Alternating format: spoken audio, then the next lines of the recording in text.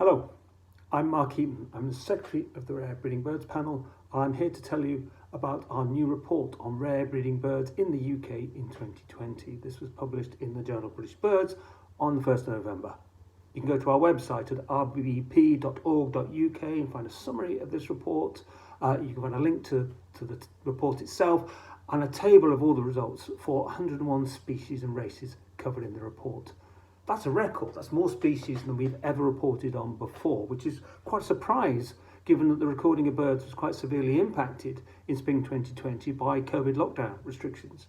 You'll remember that, like everyone, birdwatchers weren't able to travel freely, conservation programmes were impacted, and many reserves were not monitored and managed as normal.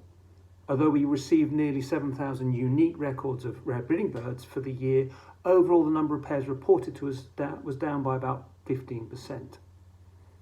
As a result, the reporting of many species were affected. In fact, we reckon that the numbers reported were affected for over half of the species which we cover. It's particularly true of those birds of remote areas, northern UK, Scotland, for example.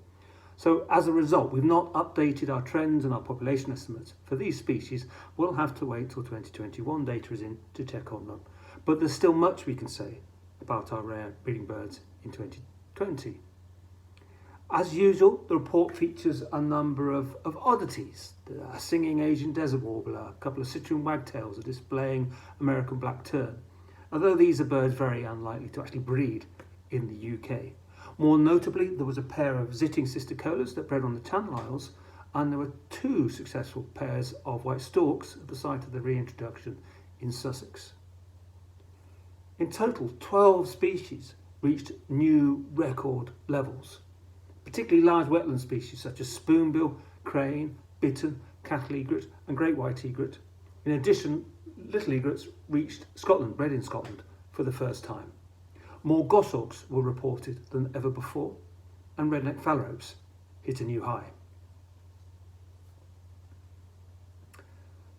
A further demonstration of conservation working is the white-tailed eagle, which has now moved off the Birds of Conservation Concern red list to the amber list, and they reached 138 pairs in 2020. Roseate terns also hit a very similar peak, 133 pairs, although sadly we know that this won't be sustained due to the impact of avian influenza at the main colony in Northumberland this year. More honey buzzards were reported than ever before, over 100 territories thanks to the effort put into a national survey. And other species having good years included marsh and savage warblers, redback, shrike and fieldfare. That's two species teetering on the edge of extinction, both bred successfully. And although they didn't breed, there was an actual pair of wrynecks in the UK for the first time in nearly 2 decades. They raised hopes for a few days in Wales before disappearing. On the other side of the coin, there's bad news on Montagu's harriers. There were no confirmed breeding in 2020. That's the first gap since 1975.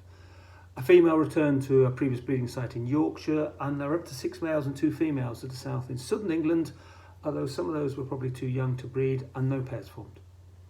As there is such a low ebb, the UK population of this species is very vulnerable to losses of individuals on migration to and from Africa, and then in the UK pressures on such as the loss to agricultural operations, disturbance, nest predation and illegal persecution. As I said, you can read more at rbp.org.uk, or if you're a British Bird subscriber, you can read the report itself.